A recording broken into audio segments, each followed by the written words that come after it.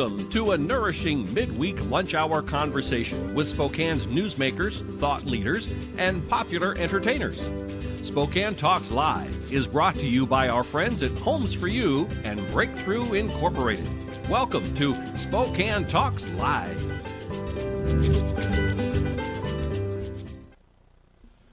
Welcome to Spokane Talks Live. Kent Adams here today. It's the 17th of January. Almost said November. Why would I say November? That means we have Thanksgiving to look forward to and Christmas. And I spent all my money on presents. We've got a fun program and a serious program today. Kevin Benson with Mobius. He's going to talk about all the great things going on. You know, we worked in this community for a decade or two or three to bring a science center and bring those learning opportunities to our youth and to our community. And it's been open now for a couple of years, and great things are happening. We're going to find out more about that. And then our sheriff, Ozzie Knezovich, is going to be here. There's been a little bit of a dust-up with some of the Spokane Valley elected people and non-elected people and all those kinds of things. And he did a program the other day, his Sheriff's Report, which is on KTW 630 and on us last week. And I said, why don't you come down and talk about it on live here today? So we're doing that. So two great guests, two great topics. Connor is calling the weather next on Spokane Talks Live. Hello Spokane, this is Connor from Spokane Talks Online with your 5-day weather forecast. Today it looks to be mostly cloudy with a high of 30, and tonight looks to be rain after 11 p.m. with a low of 37, and you can expect about half an inch of rain. Tomorrow looks to be also rain with a high of 42 with about half an inch of rain too. Tomorrow night, rain showers are going to be moving out, and we're going to maybe see some snow showers later on, and we could see maybe half an inch with a low of 31.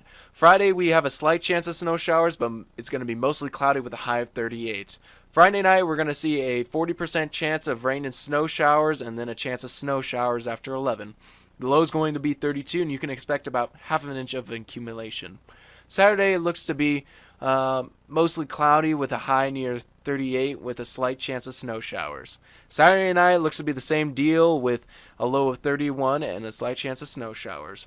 Sunday we're going to be seeing a major storm system move in with some cold air, and we could expect maybe 1 to 2 inches of snow. Models are still a bit iffy on it or disagreeing on it, so we don't know exactly how much we're going to get, but I'm going to say you can expect a decent amount. And Sunday night looks to be a chance of rain and snow showers with a low of 30. This was Connor with your 5-day weather forecast, and I hope you guys have a good day. For the Inland Northwest's most comprehensive sports report, think outside the porch with Spokesman.com. For just 99 cents for the first month, you'll enjoy unlimited digital access to the news and sports news that affect you most. From EWU to WSU, from Northwest Preps all the way to the Seahawks, we're the local authority that makes sports in the Inland Northwest different than the rest, better than the rest. On your phone, on your desktop, and on your tablet. Subscribe to the digital experience with Spokesman.com. See you tomorrow night, and thanks again for taking care of the painting. I got this. Bye.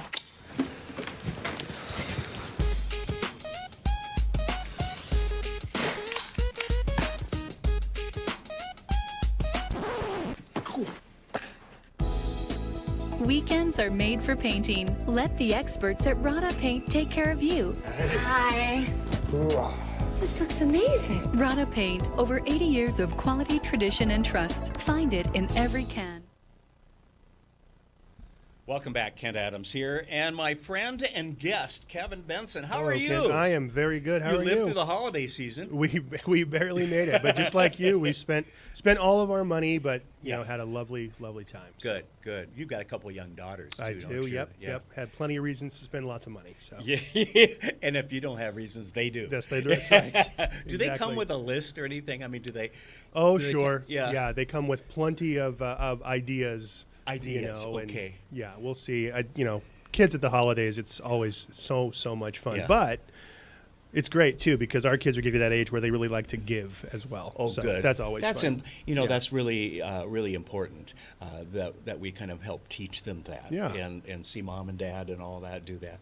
Hey, speaking of kids, Yes. you have taken on additional responsibilities. You were going to be I think part-time for a while Yep. at Mobius. Now you're full-time. And Yeah. what's your title there? So I am the Director of Development for okay. Mobius Children's Museum and Science Center. That means, for those of you who don't know, bring in the money. That's right. I'm the guy who wants you to sponsor things. Right. Yeah. Yeah, so no, I get to raise support and funds for Good. Mobius Children's Museum and Science Center, and it's an amazing organization that has an incredible mission, and we get to do amazing, fun stuff. Yeah. Let's talk about now, how long has been Mobius been in existence? Yeah. I'm trying to think. It's been like 3 or 4 years? Well, I might be wrong. Yeah, so Mobius Science Center has had a couple of different iterations. Okay, yes. Mobius Children's Museum started in River Park Square, the current Okay, location yes. for the Children's Museum, in 2005. Okay. The Science Center has been in a couple of different locations. Right. And it's been in its current location since 2016. Okay. So Mobius, and where is that? That is at 331 North Post, right across from the new Riverfront Park ice ribbon. Right. In the old Vista building right there. Right. Yeah. I think it has wash and water power still Yes, on it does. doesn't It does. It's an old historic building. Yeah. Yeah. So the Science Center is there on North Post, Neat. and the Children's Museum is in the basement of River Park Square. And the reason for it being in River Park Square is because of the traffic with families and things like that. Yeah, right? back in 2005 when they were looking for a great location, they stumbled upon this opportunity in River Park Square, and it really works out really well. It's easy parking. It's centrally located for people, and it works nice to bring your family down to play. Now, how do you get people from there across the street over at the old water power? Well, the good news building? is it's not that far. It's only about a block. Yeah. Right.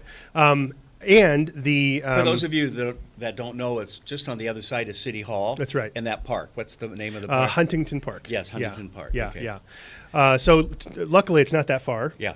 And the Science Center and Children's Museum have different programming. Okay. So the point, the hope is that for the Children's Museum, the programming targets kind of a younger age, Okay. from toddler maybe to first, second, or third grade. The Science Center, both locations still appeal to families and kids of all ages, Right, but the right. Science Center kind of targets a little bit older, so Right. maybe early elementary into junior and senior high. Okay. So we do programming for different age groups and try to encourage folks to check them both out.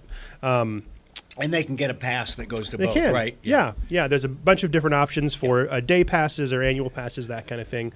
You can see one or see both in the same day, that kind of thing. Now, do you encourage schools and others outside the area, other than just families, to come in and see Yes. what's going on? Yeah, absolutely. We do. Mobius, we see ourselves as a regional resource, Okay. similar to other cultural organizations in town. Right. And we invite and have scheduled number of field trips and groups from small rural communities and around the Inland Northwest to come in and use the Science And Center. they just Yeah. bring their bus and bring the kids in? And Yeah, everything. they'll do a field trip or a group visit to the Science Center usually, yeah. What about like Girl Scouts, Boy Scouts, campfire, those kinds of things? Are they coming in and utilizing what you have? We've got great partnerships with like the YMCA and YWCA. Okay. There's those groups, and smaller, maybe some ministry or religious groups. Great. Boys and Girls Clubs as well. Oh, good, good. And shameless plug, if any organization wants to sponsor additional visits, Okay. that is something that we love to have sponsors Who for. would they call? Oh, well, they Kevin? would call me, Kevin Benson at Mobius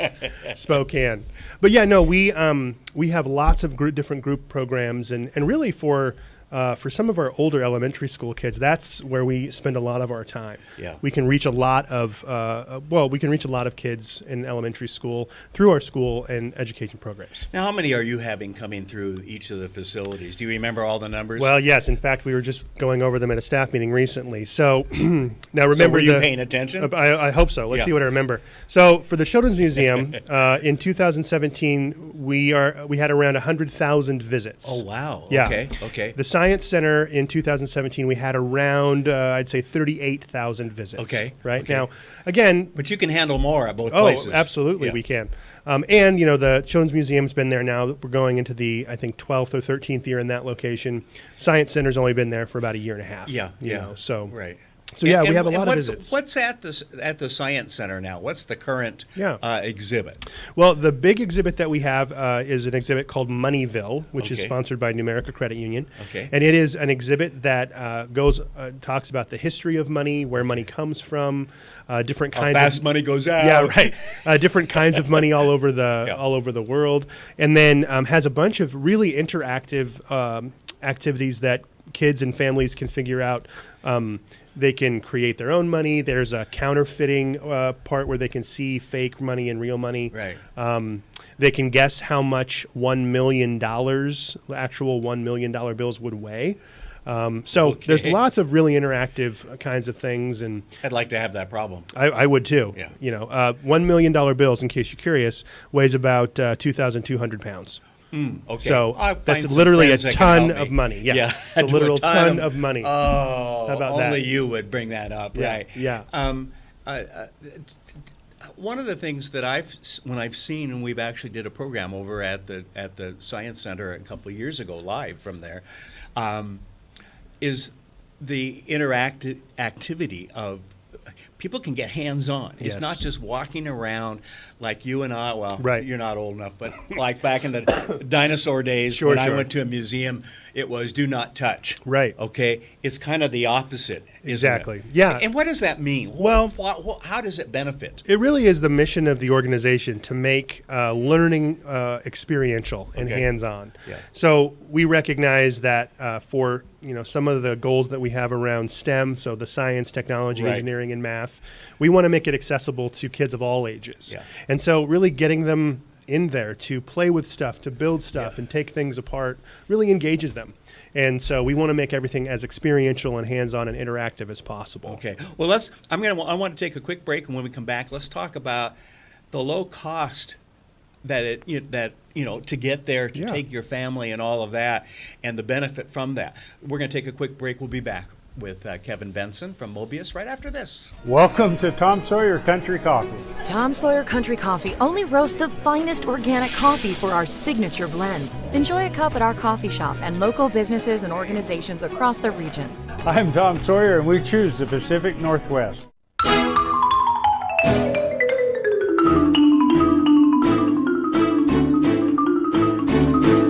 Last year alone, Avista customers saved over 53 million kilowatt hours of energy, enough to power more than 4,000 homes for an entire year.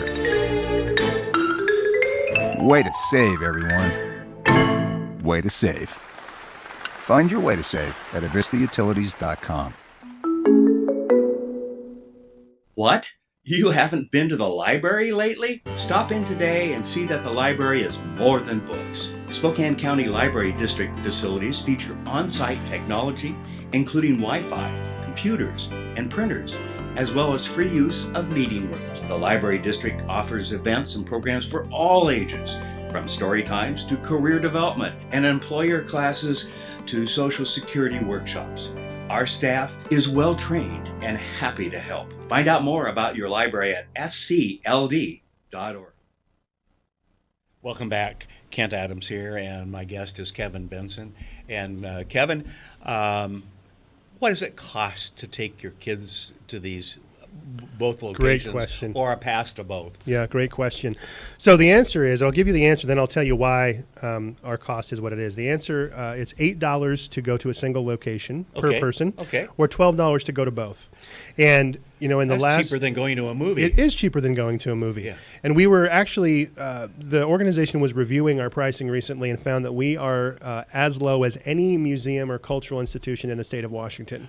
And that's on purpose. Yeah. We are a nonprofit. We have a mission that we want to fulfill, and we want to Right, keep it as right. inexpensive as possible. Right. And the other and only way that we can do that is through public support. Yeah. And support of sponsors. I was and going to say, donations. you can keep it cheap, but at some point you have to keep it alive too, Right. and going. So, what are some of the opportunities for businesses and others to sponsor? What kinds of things can they do?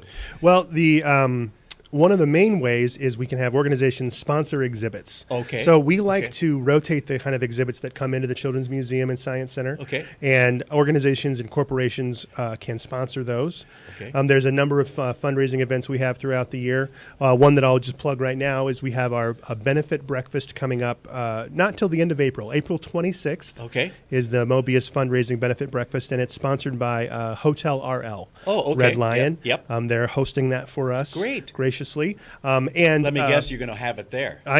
we are gonna have it there. They have a beautiful ballroom Yes, there. yes. And so fundraising events, exhibit sponsorship, and anytime that anyone wants to make a contribution to Mobius, we have a number of different funds or ways that we can use that, scholarship and things like that. Well, but what better way? Because you guys, you know, you're mentioning that you're reaching out with the Boy Scouts, YMCA, YWCA, the Boys and Girls Clubs, and so forth, and they have, in many cases, very limited funds. Right. And so here's an opportunity for many of those kids who probably wouldn't otherwise get down there, okay? Or they're from a large family and can't afford multiple $8 fees, okay? So to step up and maybe make even a small contribution of $100 or $1,000 or $5,000 or $10, all helps. Absolutely. And this whole STEM, this whole science and engineering is so much a part of our future. Right. And how do we know the kids that are sitting in a classroom that there aren't a couple in there that will just be excited by this and could be the solvers of the next problem we have? Well, and you think about, Spokane has been and is a hub of technology and innovation and has been for our history. And we, Mobius, and the board and the whole organization is really committed to continuing to be a place where kids can have access to this kind of learning and get that hands-on experience as well. Well, this is great. I'm not great in science, but to have this available to our kids and, in my case, grandkids. That's right, Okay, and really a great trip to take your grandkids down there, yeah, isn't it? It's great. It's a perfect thing to do. And then go skating across That's across the street, and then have your grandkids follow you up to the emergency because you've fallen on the ice. Okay, how do people learn more about all that you're talking about? Easiest way is to go to our website, which is www.mobiusspokane.org. Okay. And there's more information on either or both the Children's Museum and the site. They can get all the information there. Everything that they need. All right, and they can probably get in touch with you that way, too. They can, if they'd like to make a donation or sponsor something. All right, I'd encourage you to do that because it's great. A lot of us worked a decade or two ago to try to get Science Center and all of that here, and so now it's time to step up and support it. So that's great. Kevin, best of you. Ken. All right, thank you for coming in. You bet. We're going to take a quick break. We'll be back right here with the sheriff after this.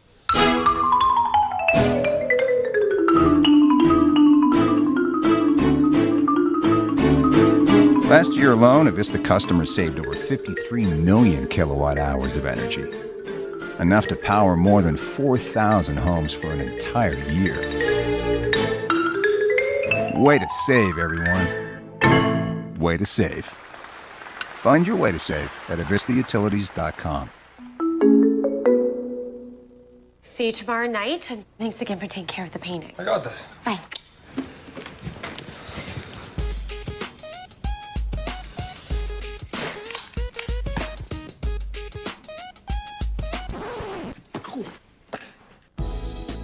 Weekends are made for painting. Let the experts at Rada Paint take care of you. Hi. This looks amazing. Rada Paint, over 80 years of quality, tradition, and trust. Find it in every can.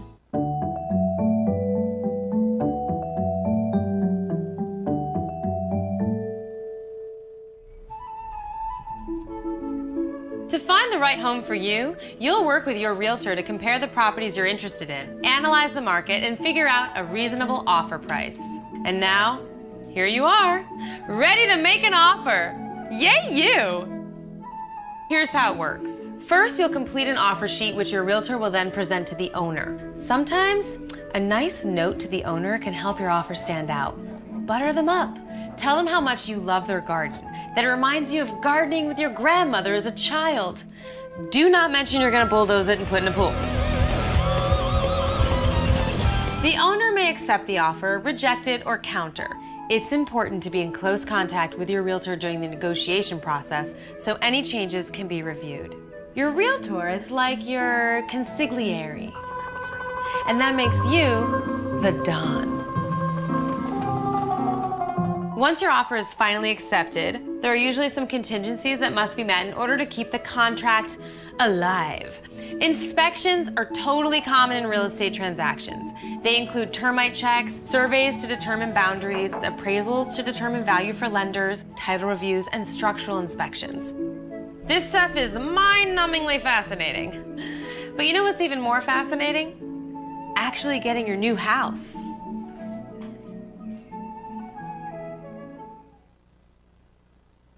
Welcome back to Spokane Talks Live. It's January 17th, and my friend Ozzie Knezovich, sheriff, who has, we can say this, announced again that you're going to run in this election, right? I did. I formally announced last Monday. Okay, last Monday. All right. So looks like we're going to be stuck with him for another 4 years. No, I'm kidding, Ozzie. You know me. He was asking during the commercial break, where are we going with this? Like, yeah, what are we going to talk about? And it's like, well, when you invite me on your program, I often don't know. So why am I going to tell you ahead of time? So, except that I might be arrested and put in jail for the rest of the day. But other than that, hey, the reason I wanted to invite you in today is there's been some controversy recently around the Spokane Valley elections and aftermath and before and all of that. And I saw on Facebook the other day, and I have to admit personally I jumped into it. I've got to get off Facebook personally. It's a time consumer. It really is. And often you start arguing with people that just don't understand. I mean, you know, it's, or have agendas they want to push. Well, of course, yeah. But part of the discussion was around the current council and why is Ozzie out speaking for some that were running for the office and not others. Someone posted that the sheriff's department can't go out and speak or endorse a candidate without the specific okay from the sheriff. Well, you can kind of do that to yourself, right? I mean, yeah. And part of it is, well, you're the biggest, meaning the sheriff's department is the biggest contractor with the valley, and that's true. The valley, I think, has done a pretty good job of contracting with outside people for a variety of things. Has kept costs down and in the smooth transition of with the sheriff's department of the big picture and everything else that goes out there. But you were being criticized for that, and then last week on the sheriff's report that you did a week ago, you talked about some of that and some of the things that are being said by a couple people who are buying time on ACN and spouting off about their things, and it really comes down to what I call the Matt Shea boys, and that's what it is. Now, the fact is, you know me well enough, and I think a lot of our viewers know, I'm basically very conservative, okay? But at some point, you reach way past being conservative into being radical. Okay, on both sides. I'm not saying it's just on the R side, if you will, and so forth. And so I've been a little critical of some of that and some of their techniques and so forth. But okay, I'm going to throw it out to you now. Maybe bring us up to date on some of that criticism, and let's talk about it. You know, it's the amazing part about that, Kent, is, as you know, I've reached out to Mr. Collier, the former council person. Yes. And appointed council person, right? Yes, appointed, not elected. Right. And his partner, Gabe, he's a pastor. Oh, okay. That have that particular show. I've invited them to come on my show and talk about the issues. They refused. But so they can snipe at you, but they won't come in and talk with you. Exactly. I mean, let's have breakfast. No, that's not going to happen either. So it's just a classic way they do business. Mr. Collier ran around the valley last year spouting how he supported the sheriff and how he supported the sheriff's office, all to get endorsements from other people because he needed that endorsement.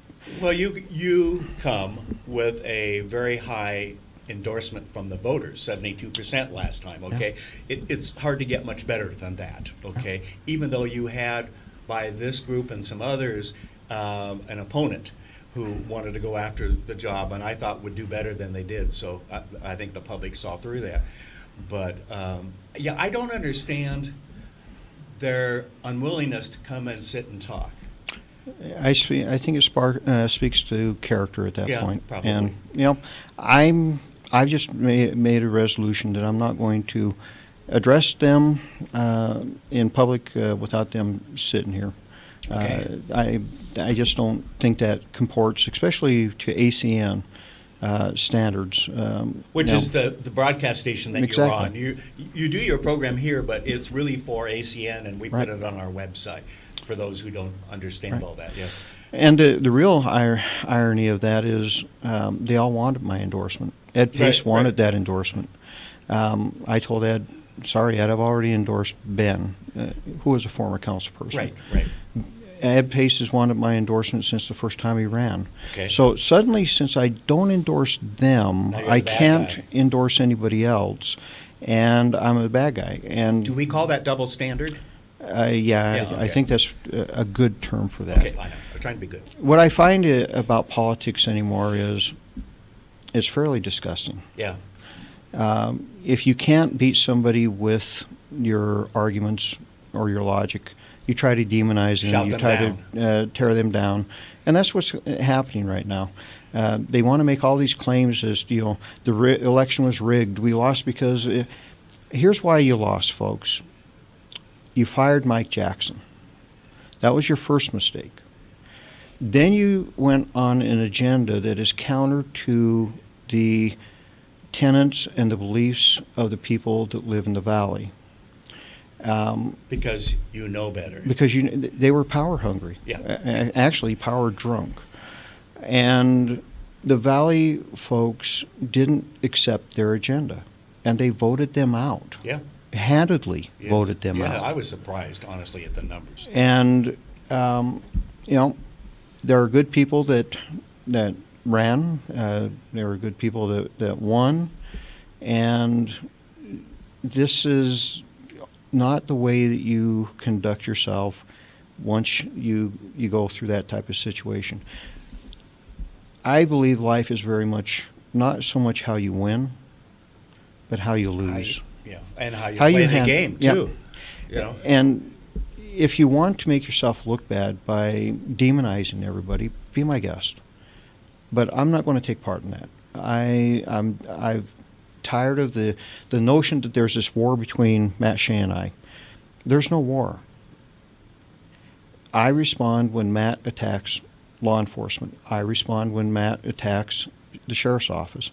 I respond when Matt attacks me. You're not going to see me attack him. I just don't want to do that. That's not who I am. But I'm not about to have him try to destroy the credibility of good, hardworking deputies. And that's what he keeps doing. And we've talked on your program, I don't know how many times, about how hard it is and difficult it is to keep good deputies. Because I remember the story of you telling me that one young fellow who's been a deputy for I don't know how long coming in and saying, I can't take it anymore. Yeah, can't do it anymore. I'm the bad guy out there. I've got a wife and family, and I've got to think about my mental health and everything else. And yet you've got these pot shots coming in for people who think they know better. Yeah. Yeah.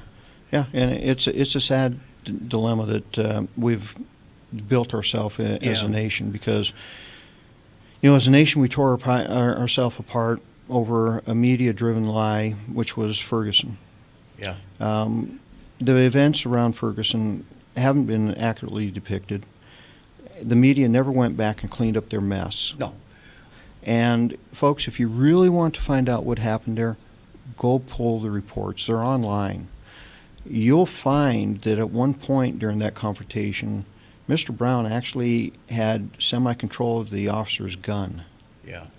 Well, today it's a matter of getting out there, and even if you're wrong, but you make that statement, I don't care how or when you correct it, most people don't catch it. A good one is the Dick Durbin thing of what Trump said the other day, which is turning out to be false.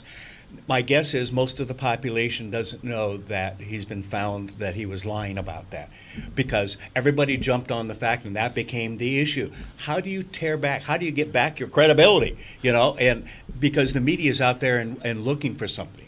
Well, and that's the hard work that people in leadership positions that you find yourself in. Somebody can take that pot shot, the media covers it, and then you have to spend an inordinate amount of time to get the truth out there. And again, the media doesn't backtrack and go, oh, wait, we were wrong and this person wasn't exactly right. But even if they did, what are the odds that the person who heard the first story is listening or watching the second time? Yeah, exactly. And how do we as Americans anymore get news and digest news? We get it mostly from social media sometimes. Right. And we only read Which the is title. always true. Yeah, we only read the title. Yes. We don't read the title. Oh my goodness, look what they did.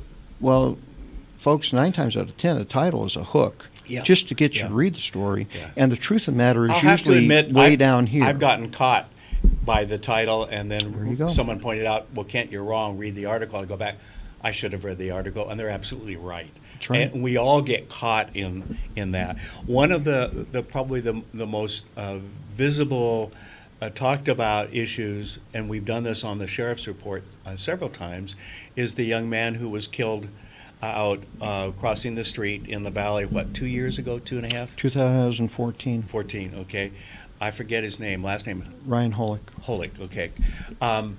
And that came up the other day on Facebook, and one of the, they're blaming the deputy going too fast. They're doing all these kinds of things. And I pointed out and said, well, if the young man, I'm sorry that he was killed, deeply sorry. We don't want to lose anyone's life, okay? But if he had been paying attention and not going across the street on the red light, he would not have been killed. Or chances are he wouldn't have been killed unless the cars came up on the sidewalk or whatever. All of a sudden I'm getting these, you're victim blaming. Well, excuse me, that's the truth. Okay? Isn't that amazing? You tell them what the facts of the matter is, and suddenly, because they want to portray this as something that it wasn't. Right.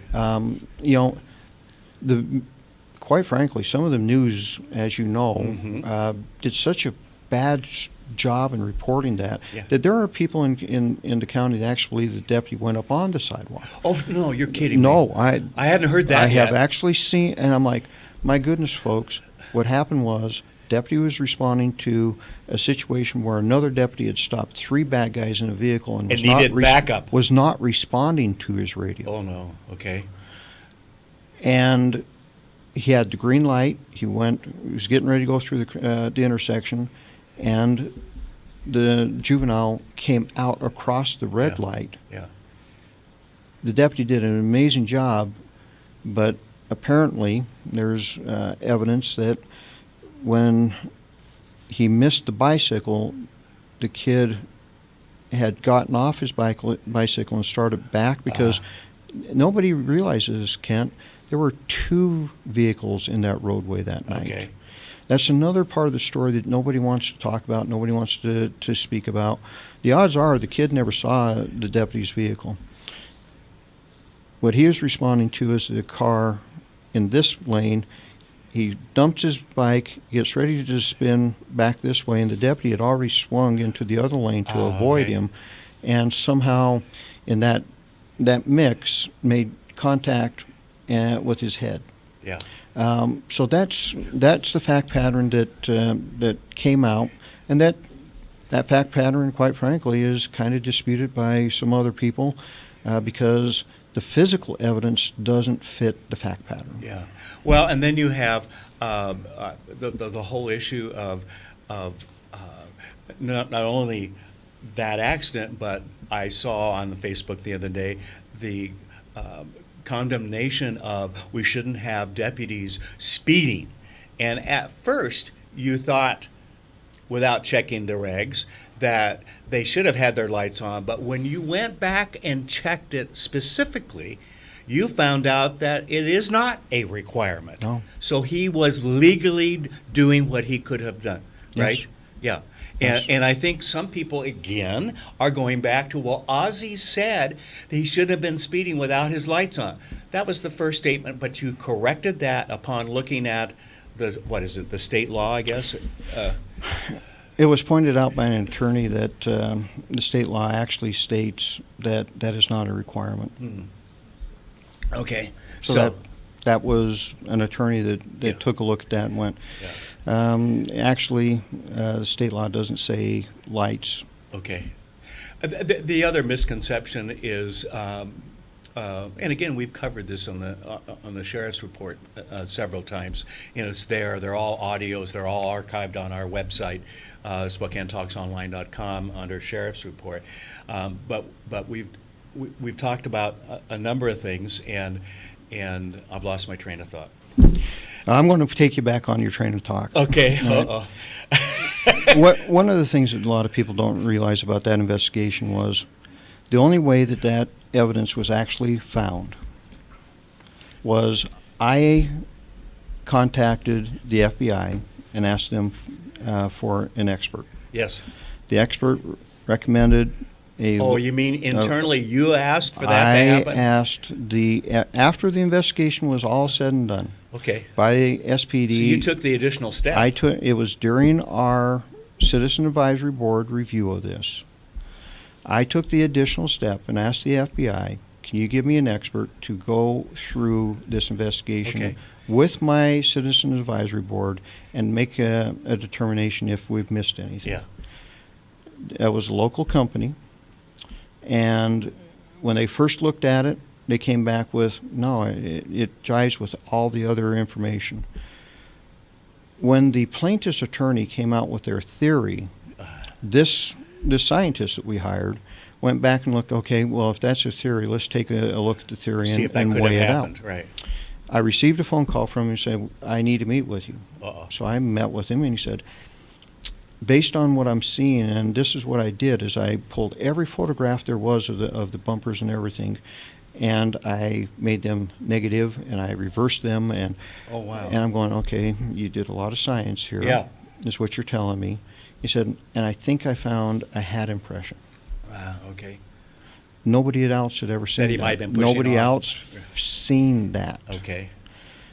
It was because we took that extra step that we even had that bit of information. Had I not taken that step, had I not contacted this individual, none of that evidence would have been there. It was because we wanted to ensure that we had a very clean investigation. We made sure that we reached out. Citizen Advisory Board looked at every ounce of that information. The first review again from the expert was meets what everybody else said. After he pulled everything back apart, he said there may be a possibility that this happened. But it wasn't definitive. In his mind, that impression, how else was it going to get there? Yeah, okay. But there's other pieces of the evidence that does. I mean, how do you take, because the juvenile was found on top of his bike. Okay. The bumper's way over here. Okay. Everything's facing that way. In order for this to happen, you have to take him, rotate him 180 degrees, move him 8 feet, get him in front of the bumper, get hit by the bumper, spin him back around, move him back over 8 feet, and put him perfectly on top of his bike again. Oh, boy. Yeah. Well, and one of the criticisms I've heard, and I don't think it was in the messages the other day, is... Now, we're talking blogs. I know. And look what we're... I know. We're rehashing something that has been examined how many times to have the we done, ninth degree. The settlement, though, people say, well, look at the sheriff's department. They settled. It wasn't the sheriff's department, was it? Who settled? It was an insurance company that settled that. Now, I'll tell you exactly how that happened, how we found out it was settled. Yeah, I've heard the because story. Because they didn't tell us that they were going to settle. Myself, the risk manager, and the attorney that represented the sheriff's office were in my conference room. Right. We were preparing for trial, which was going to be the next Monday. A deputy comes in and says, Mr. Jackson, you need to call your office. We both kind of looked at each other, thought maybe there was an emergency at home. Right. He picks up the phone and he says, I can't believe this. And I looked at him and went, can't believe what? He said, they settled. Because you were pretty confident. Well, let me finish this. Yeah, okay. He said, I cannot believe they settled this. He said, Sheriff, if there was ever a case that needed to be tried, it was this one. Yeah. Because your deputy did nothing wrong. Well, in my point, again, we've talked about this, that's the the place to judge this, isn't it, in a court of law? The insurance company are the ones that drive that boat. Yeah. It's the same thing with the Creech case. Yeah. This insurance company, and that was against our attorneys, the county's attorneys, the county. But you've my essentially, with advice, this insurance company, signed off that they can do that. That with the county commissioners. It is theirs at that point. Yeah. So we told them, don't put that money on the table. They put the money on the table. The judge comes back and says, we're dismissing the case on the sheriff's office. We're dismissing the case on the sheriff. Dismissing the case on the county.